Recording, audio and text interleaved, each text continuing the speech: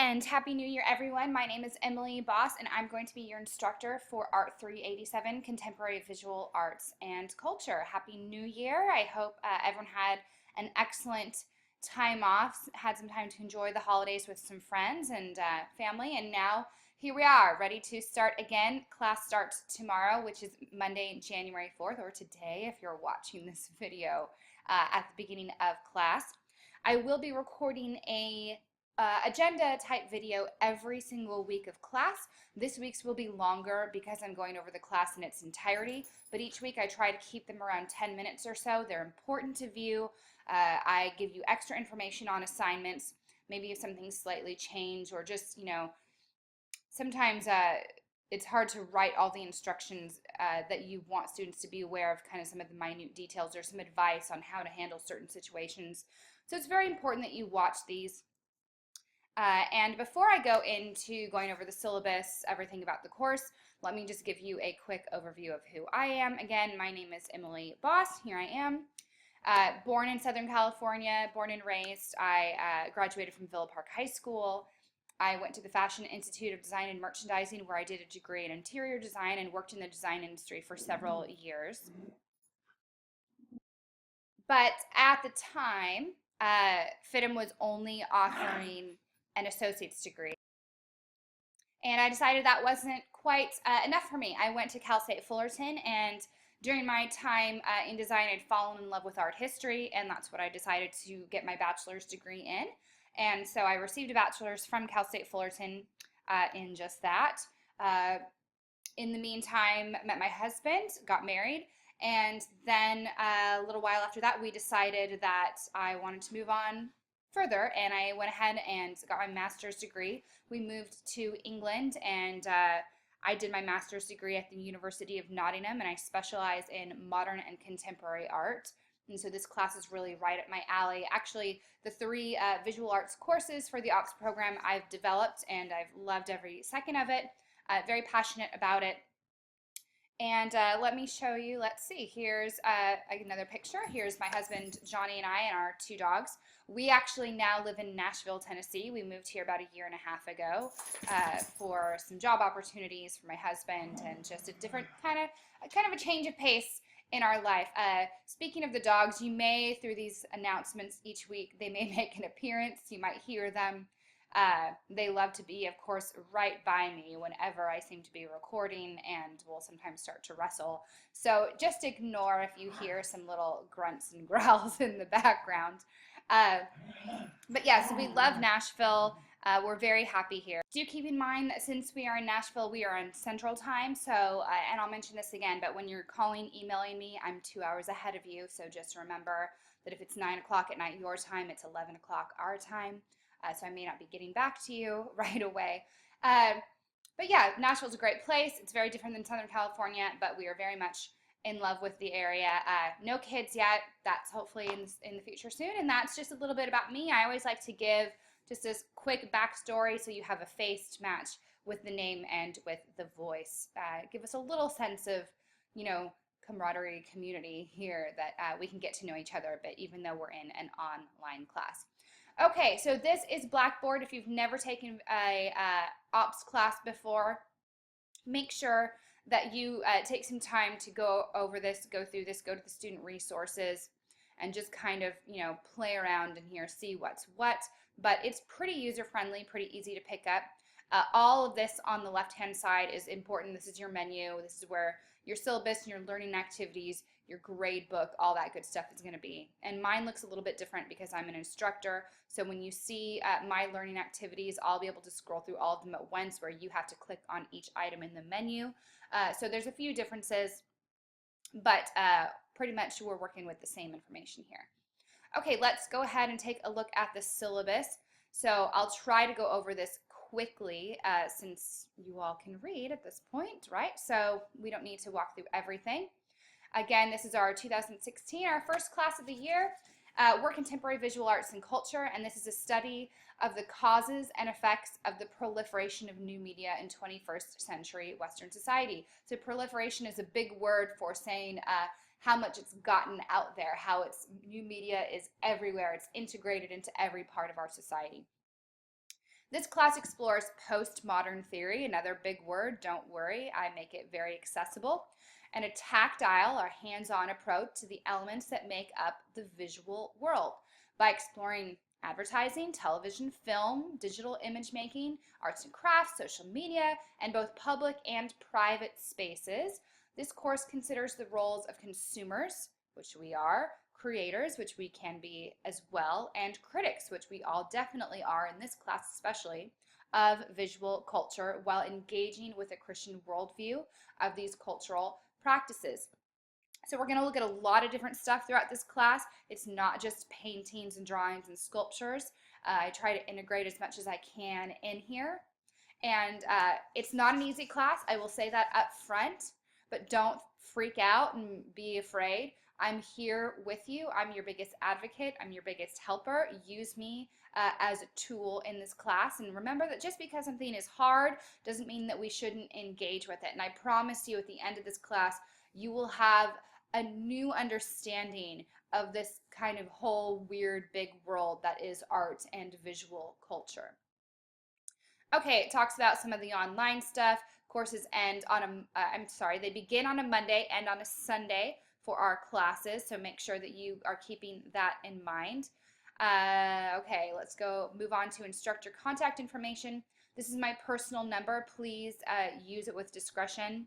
My email is really the best way to get a hold of me, and I prefer email to phone calls, and I'll tell you why. It's because emails give you and I both a record of our conversation, and so it protects us from misinterpretation. You know, if you're saying, well, you actually said this to me, you can go back and prove it, or vice versa. Where phone calls, you know, it can get a little muddy there. If you want to call me, of course, you're welcome to. I will probably, if I'm out running around, I don't answer phone calls just because if I'm away from my computer, I can't get into your grades, I can't see into your emails. It's just easy for me to be in front of that information while we're talking. But again, that being said, you are still, of course, allowed to call me. You can text me if you want as well. I've got an iPhone. I'm with it in 21st century culture. So I'm pretty much accessible that way.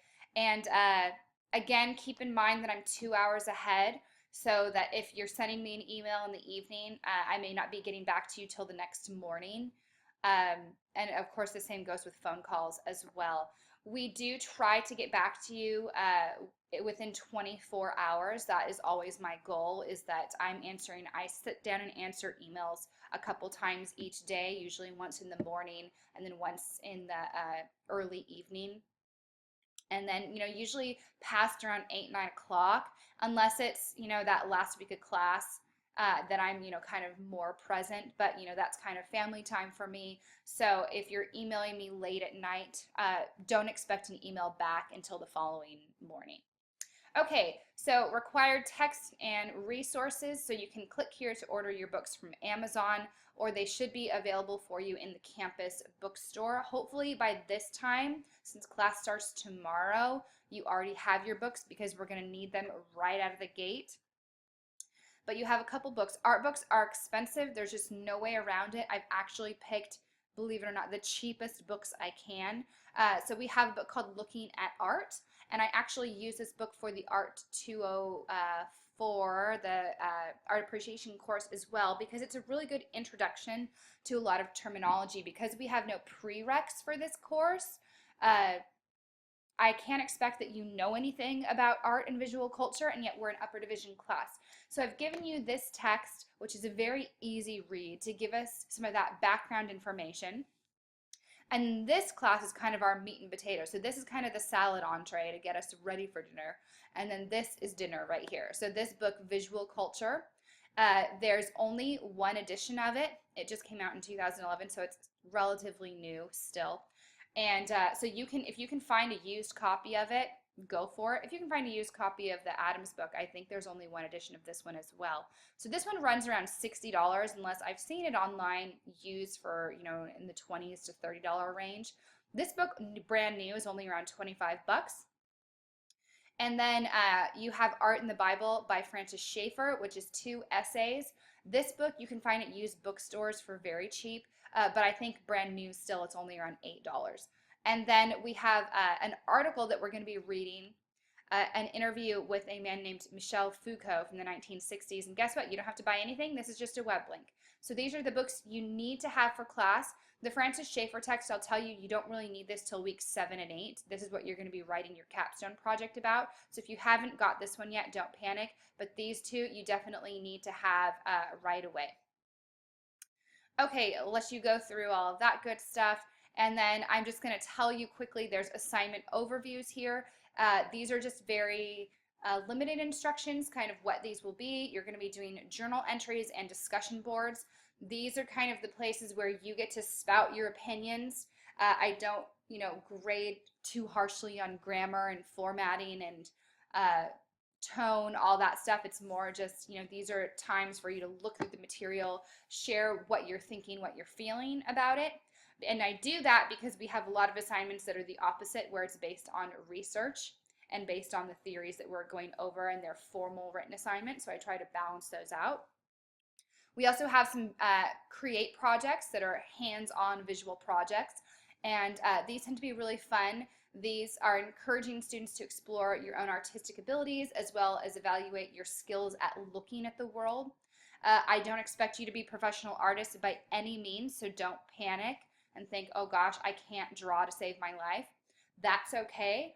These are more about the experience, and a lot of times working in these assignments gives students a new appreciation for artists working in these styles and in these mediums. And so these are what they are. We have a mini art cyclopedia. We have a self-portrait project. We have a collage you're going to be doing, and you're actually even going to be doing earth sculptures based on Andy Goldsworthy's work.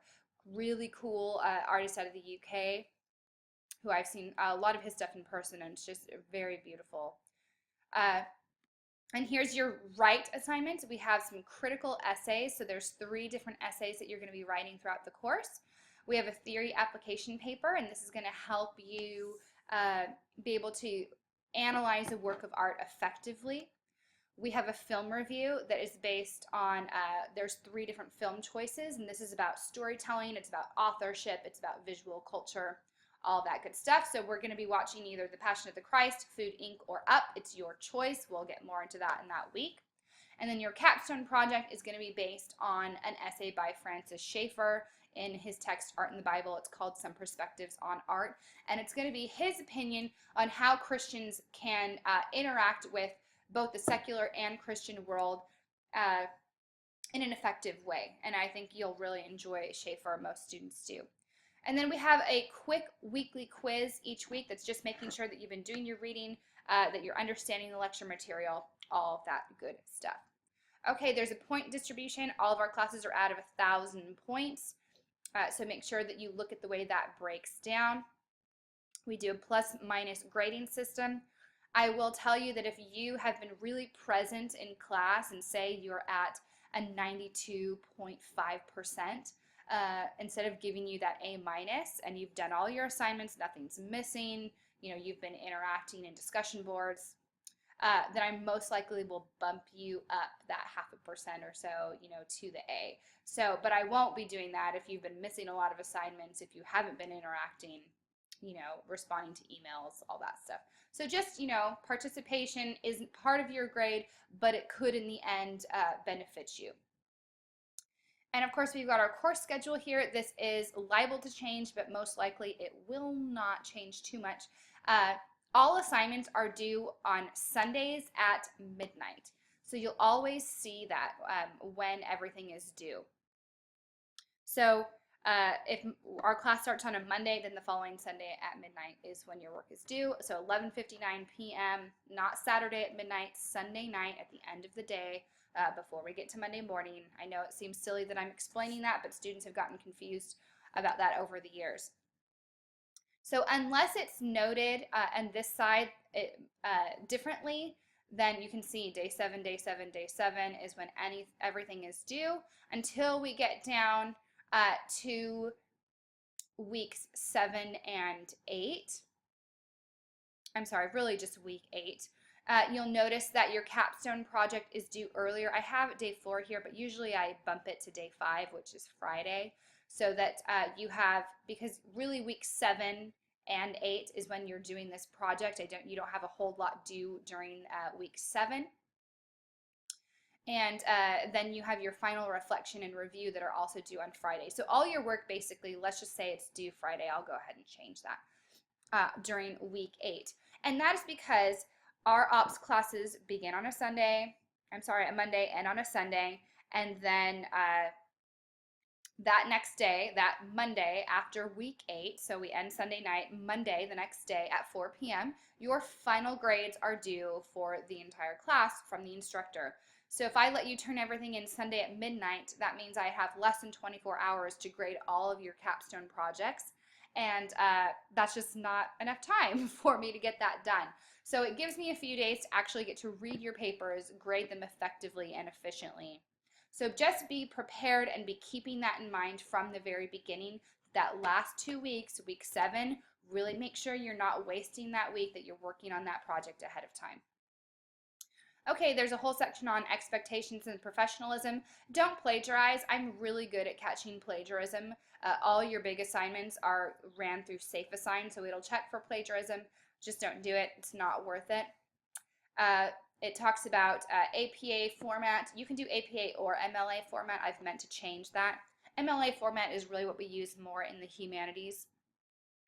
But I know a lot of students that are in the ops program are taught to use APA style. So whichever you want is fine with me. Just make sure that you're staying consistent throughout an assignment, that you're, sticking with one format, and that you're, formatting appropriately.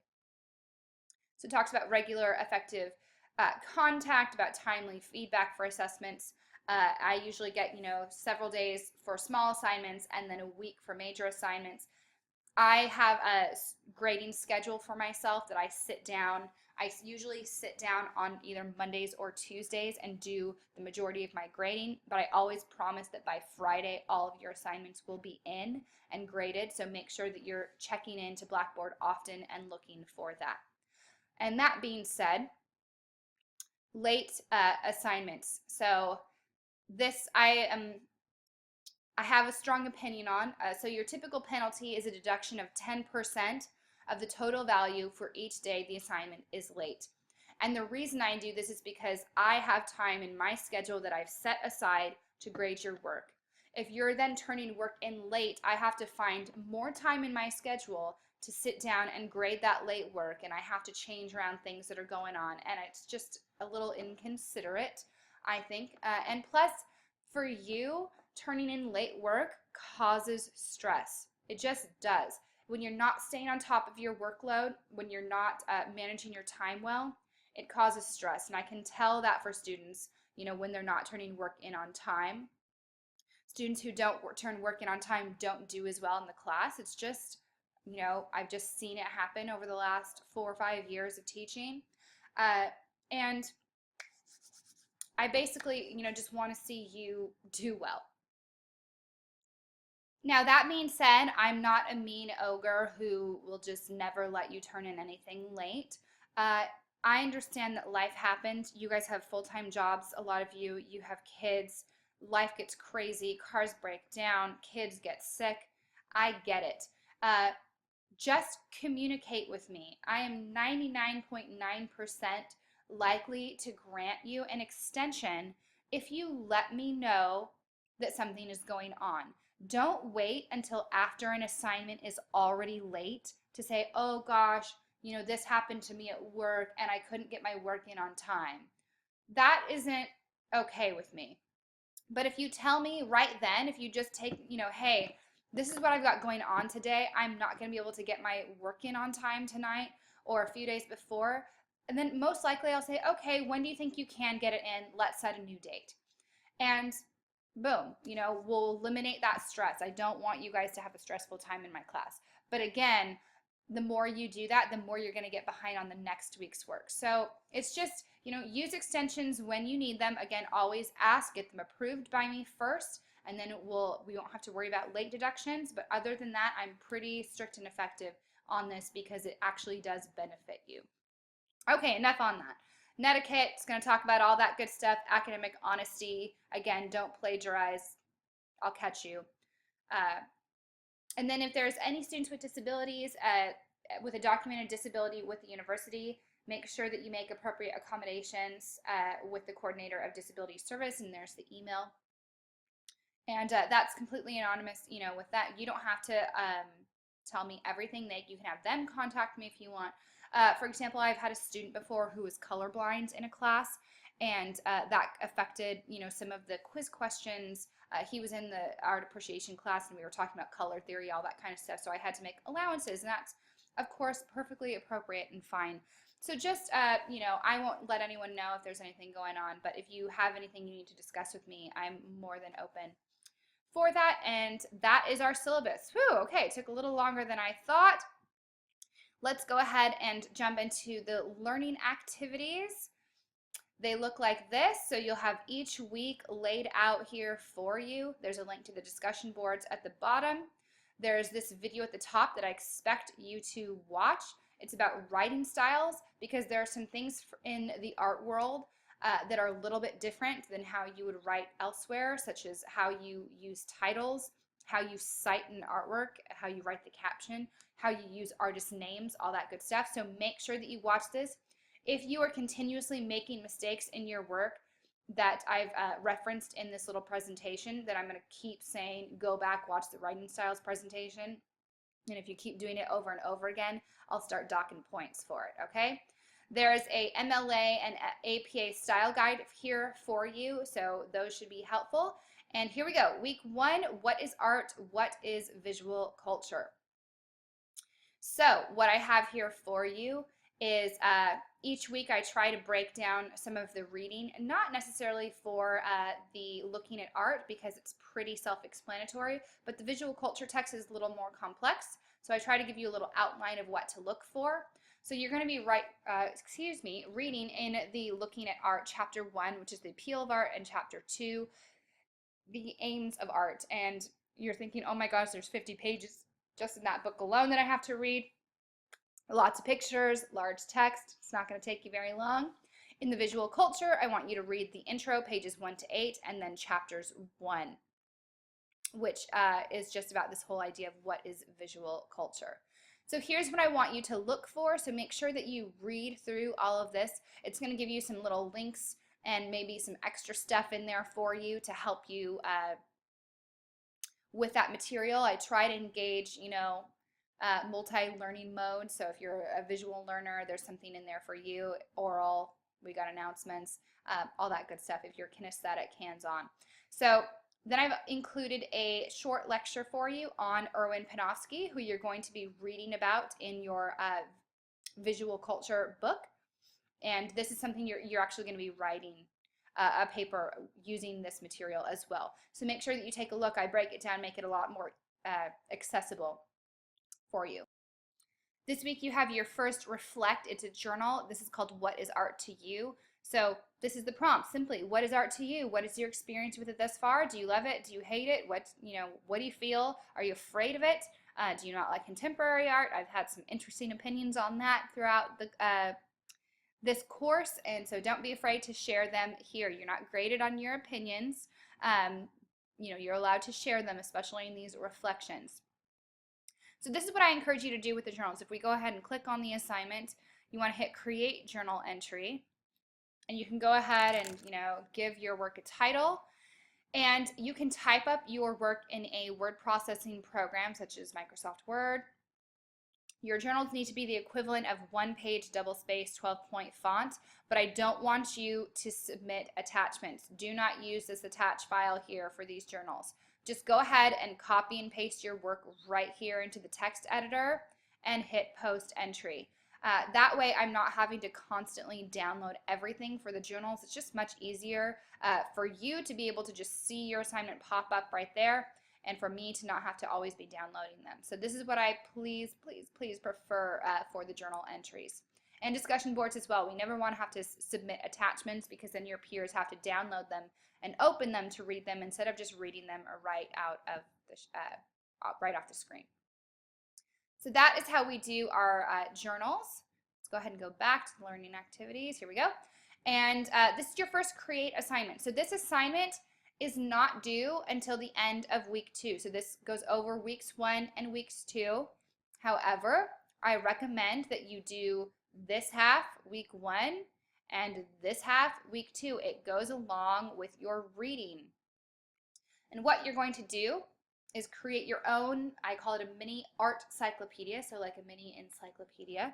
And you're going to be pairing art terminology and concepts from the Looking at Art textbook with images that illustrate their meanings. Image examples, must be from 20th or 21st centuries. Keep that in mind. I, without fail, have students trying to do work, I'll get work submitted from the Renaissance era. We're contemporary visual arts and culture after all. So 1900 is the earliest example you can use for this assignment. Each image must be properly cited with the artist's name, title of work, date created, the medium, so is it oil on canvas, is it bronze sculpture, whatever it might be, is it collage, and the source. The source is the full web address where you found the image. I should be able to copy and paste that image into that source into my browser, and it should take me right to the image. This is something that the writing styles presentation goes over. So this is done as a PowerPoint presentation. Use your own creativity to make the presentation of the material your own. Again, done over weeks 1 and 2. So what you're going to do is you're going to give one term definition and one image example for each of the terms below. There are 10 for each week for a total of 20 terms. Each term definition should include one sentence of how your chosen image is an appropriate choice to illustrate this term. So I've given an example below. So here we go. This is your example. So I've titled the term, right? Decorating the environment, public spaces. So that's your term or phrase. So this is one from week 1. And then I've given a definition.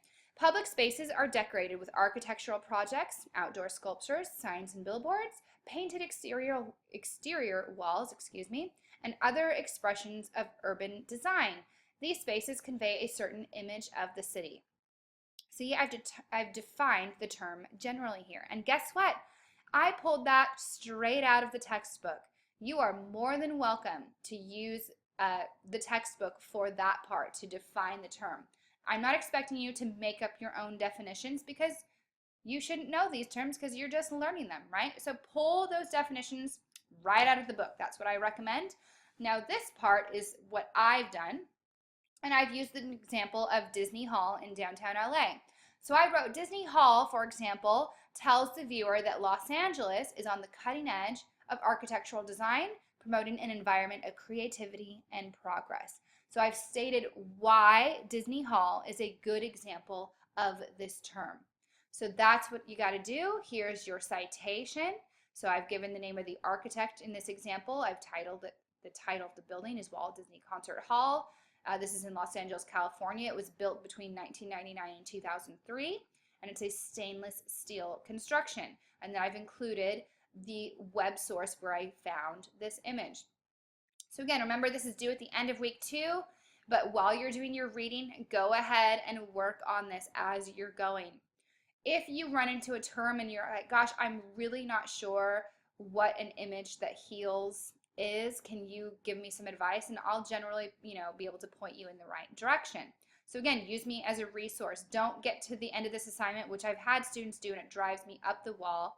They've skipped over an image and just written, I couldn't find an example of this term. And I just want to scream at that because they never emailed me and said, hey, I'm having trouble with this one. Can you help me? And they're missing an opportunity to get a better grade and to learn something they didn't otherwise know. Okay, and then you have your review quiz. You have one attempt to take the quiz. It's due no later than day 7. You don't have a time limit, but you have to do it in one sitting. So that's the only requirement there, and then it's due on Sundays by 11:59. Whew, I just made it under 30 minutes. So review quiz. This assignment due end of week 2. Make sure you start working on it now. Don't put it off. You'll be sorry. You have your reflection that's due. So that's all that's due this week is the reflection and the quiz. Everything else is your supplemental material that's going to help you to do well in this class. Any comments, any questions, any concerns at all, please don't hesitate to ask me, and have a wonderful first week of class, everyone.